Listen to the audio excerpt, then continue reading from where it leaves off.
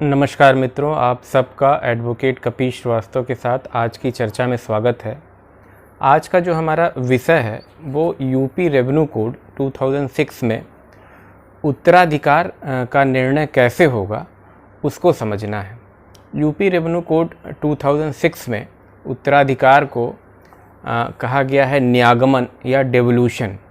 जैसे किसी व्यक्ति या यहाँ पे अगर हम देखें तो भूमिधर की हम बात करेंगे कि किसी भूमिधर की मृत्यु के बाद उसकी संपत्ति जो है उसके उत्तराधिकारियों में कैसे जाएगी, किस नियम के तहत जाएगी, और अगर उसमें कोई वरीयता दिया गया है तो इस वरीयता का निर्धारण कैसे होगा, इसको समझने के लिए हमको रेवेन्यू कोड की धारा 108 से लेके 115 तक को पढ़ना होगा, जो कि UPZA-LR एक्ट की धारा 171 से लेके 174 में था, जो कि ओल्ड एक्ट था और आज की डेट में यूपी रेवेन्यू कोड 2006 प्रभावी है। तो इन धाराओं को हम समझेंगे कि भूमिधर की मृत्यु के बाद उसकी जो संपत्ति है, जो एग्रीकल्चरल लैंड है, उसका सक्सेशन या उसका डेवोल्यूशन न्यागमन कैसे होगा।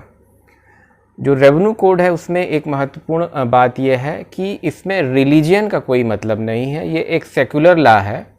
तो रिलीजन को लैंड लॉ से पूरी तरह से एबॉलिश कर दिया गया, यानी कि रिलीजन के नाम पे कोई डिस्क्रिशन नहीं है। और उत्तर प्रदेश में अगर कोई एग्रीकल्चरल लैंड है, कृषि भूमि है, तो चाहे वो किसी मुस्लिम की हो, किसी हिंदू की हो या किसी क्रिश्चियंस की हो, तो उस पर जो नियम लागू होगा, उस पर जो उत्तराधिकार का नियम लागू होगा, वो यूपी रेवेन्यू कोड ही लागू होगा। लेकिन यूपी रेवेन्यू कोड में अगर हम डेवोल्यूशन को देखेंगे तो इसमें अभी भी महिलाओं को कुछ कम अधिकार प्राप्त हैं। ये चर्चा इसलिए भी महत्वपूर्ण हो जाती है कि माननीय उच्चतम न्यायालय ने अभी एक अपने रीसेंट जजमेंट में 11/8/2020 को जो प्रोनाउंस किया गया, उसमें ये कहा गया कि जो पुत्रियों का अधिकार है उसे पुत्रों के बराबर कर दिया गया। तो हमें इस अंतर को भी समझना होगा कि हिंदू सक्सेशन एक्ट 1956 जो है, जिसके संबंध में माननीय उच्चतम न्यायालय ने अपना निर्णय दिया, वो एग्रीकल्चरल लैंड में, कृषि भूमि में उत्तर प्रदेश में लागू नहीं होगी। तो यहाँ पे पुत्रियों को अभी भी वैसा अधिकार प्राप्त नहीं है जो हिंदू सक्सेशन एक्ट में लेजिस्लेशन ने और माननीय उच्चतम न्यायालय ने उसके इंटरप्रिटेशन को करके आज पुत्रियों को दे दिया है। तो उस अंतर को भी हम समझेंगे और ओवरऑल देखेंगे कि कृषि भूमि में, एग्रीकल्चरल लैंड में न्यागमन या उत्तराधिकार कैसे तय किया जाता है। तो सबसे पहले ये समझ लीजिए कि सेक्शन 107 अब यूपी रेवेन्यू कोड ये कहता है कि यदि कोई भूमिधर अपनी वसीयत कर देता है तो उसकी जो भी प्रॉपर्टी है उसका उत्तराधिकार उस वसीयत के हिसाब से तय होगा। यदि कोई व्यक्ति वसीयत नहीं करता है तो जो उत्तराधिकार के सामान्य सिद्धांत हैं, ऐसी स्थिति में वो लागू होंगे।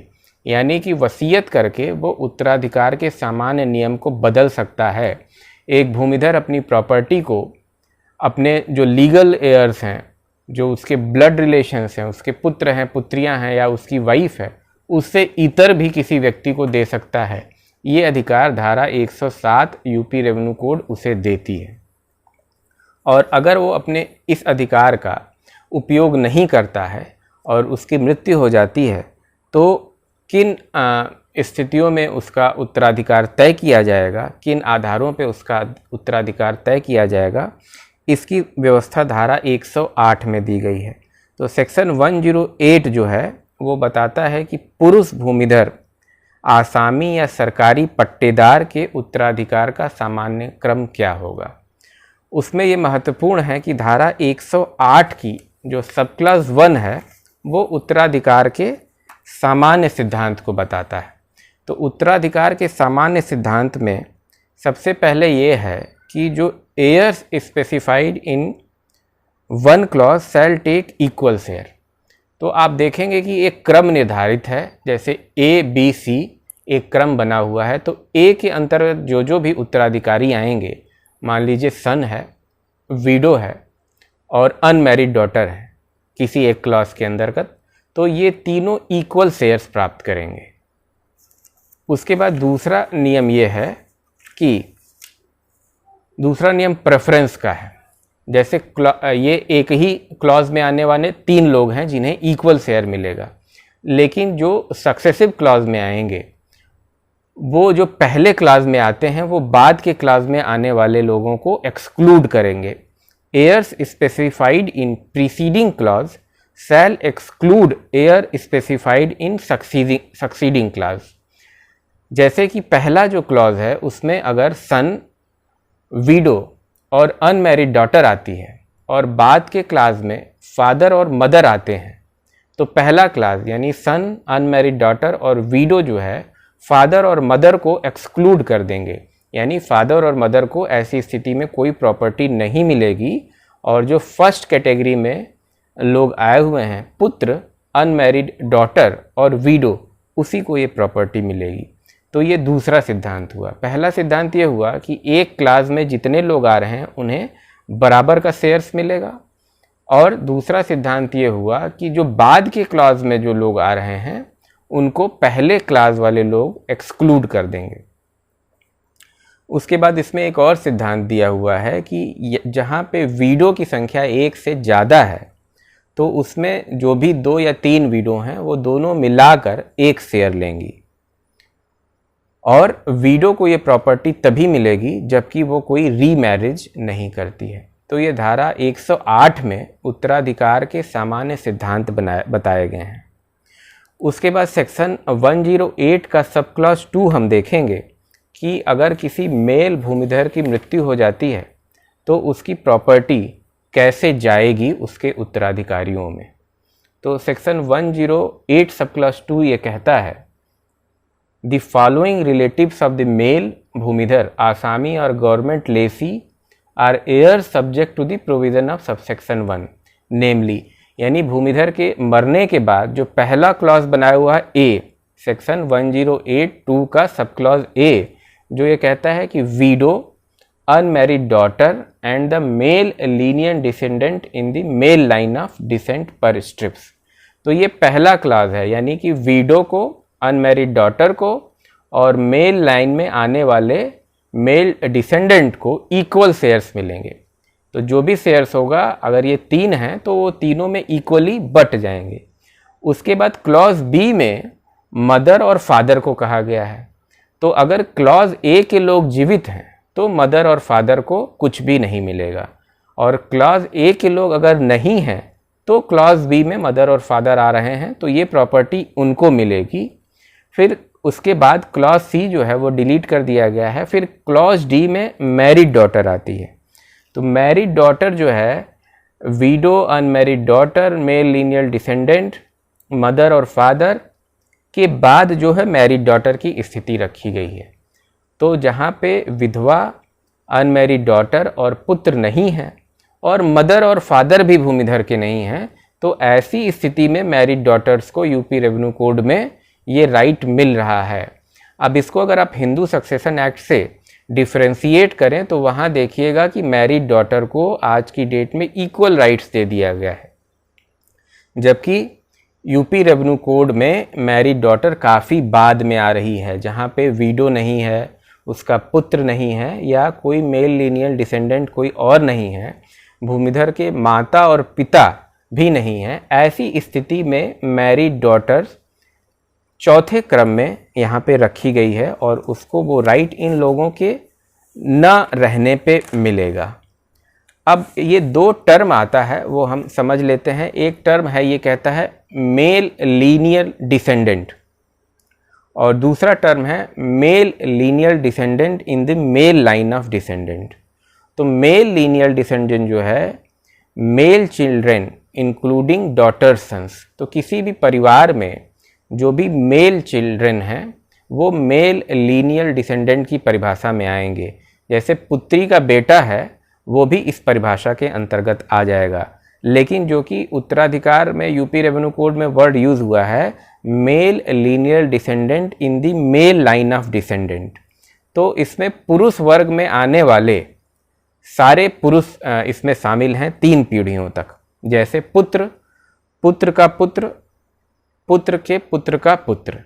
तो male lineal descendant in the male line of descent का मतलब है all heirs who are in the direct line of descent without intervention of any female। तो इस क्रम में फीमेल कोई नहीं आ रहा है, तो ये टर्म जो है सबसे पहले प्रायोरिटी में रखा गया है, जो पहली कैटेगरी में।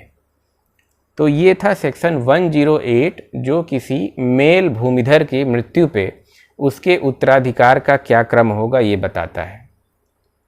उसके बाद हम देखेंगे सेक्शन 109। सेक्शन 109 कहता है succession to women inheriting interest as a female heir. इसका मतलब ये है कि धारा 109 ऐसी किसी महिला को जिसको प्रॉपर्टी में राइट किसी मेल भूमिधर से मिला है, उसके मृत्यु के बाद उसके उत्तराधिकार का क्रम क्या होगा ये बताता है। तो धारा 109 ये कहता है कि if such women dies, marries और remarries, her interest in the holding shall devolve upon the nearest surviving heir of the last male bhumidhar. इसका मतलब ये हुआ कि ऐसी महिला यदि उसकी मृत्यु हो जाती है या वो रीमैरिज कर लेती है, तो उसका जो राइट है उसके सबसे करीबी जो लीगल एयर होगा भूमिधर, मेल भूमिधर, उसमें वो राइट चला जाएगा। इसके पीछे सिद्धांत ये है कि इसको उत्तराधिकार के सामान्य क्रम से नहीं जाता है, क्योंकि ये भूमि कहीं न कहीं उसको मेल भूमिधर से मिली है, उसके परिवार से मिली है। तो अगर वो रीमैरिज कर ले रही है तो किसी दूसरे परिवार में चली जा रही है, या उसकी मृत्यु हो जा रही है, तो ये प्रॉपर्टी जो है रिवर्ट बैक हो जाती है जो भी उसका करीबी मेल लीगल एयर होगा। तो इस तरह से धारा 109 ये बताती है कि किसी ऐसे फीमेल भूमिधर को जिसको प्रॉपर्टी में राइट फ्रॉम द मेल भूमिधर मिला है, उसके मृत्यु होने पर या उसके रीमैरिज करने पे उसके राइट्स कैसे आगे जाएंगे। इसमें अगर आप देखें तो इसमें एक प्रोविज़ो भी है, सेक्शन 109 का प्रोविज़ो, जो कि इसको ओल्ड एक्ट से डिफ्रेंशिएट करता है, यानी यूपीजेडे एंड एलआर एक्ट से इसको अलग करता है।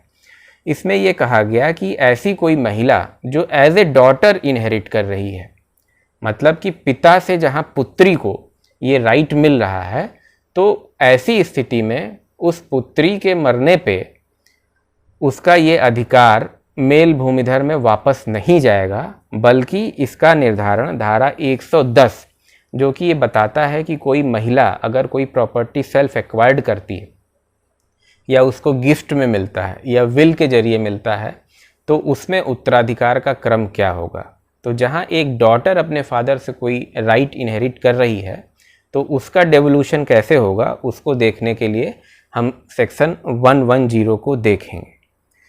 इसमें आपको एक और चीज़ अपने ध्यान में रखनी होगी कि इसमें एक रिसेंटली अमेंडमेंट किया गया 5 अगस्त 2019 को। 5 अगस्त 2019 को उत्तर प्रदेश राजस्व संहिता संशोधन अधिनियम 2019 आया, और इसमें जो है एक क्लॉज जो आता है उत्तराधिकार के सामान्य क्रम में, डॉटर सन यानी पुत्री के बेटे का एक क्लॉज आता है। जब आप धारा 108 देखेंगे उसमें भी आएगा, और जब धारा 110 देखेंगे तो इस क्रम में एक नीचे की तरफ पुत्री के सन को भी अधिकार दिया गया है।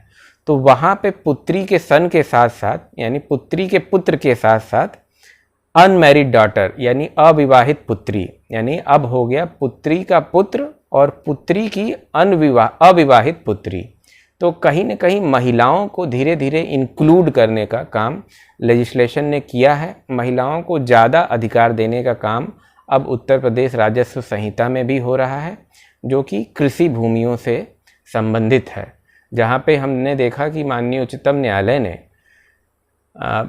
पुत्रियों को पूरा अधिकार पुत्र के बराबर कर दिया है। तो कहीं न कहीं अब राजस्व संहिता या एग्रीकल्चरल लैंड में जो है उनके राइट को भी धीरे धीरे एक्सपेंड किया जा रहा है। तो अभी तक हमने देखा धारा 109 ऑफ यूपी रेवेन्यू कोड। उसके बाद हम देखेंगे धारा 110 सेक्शन 101।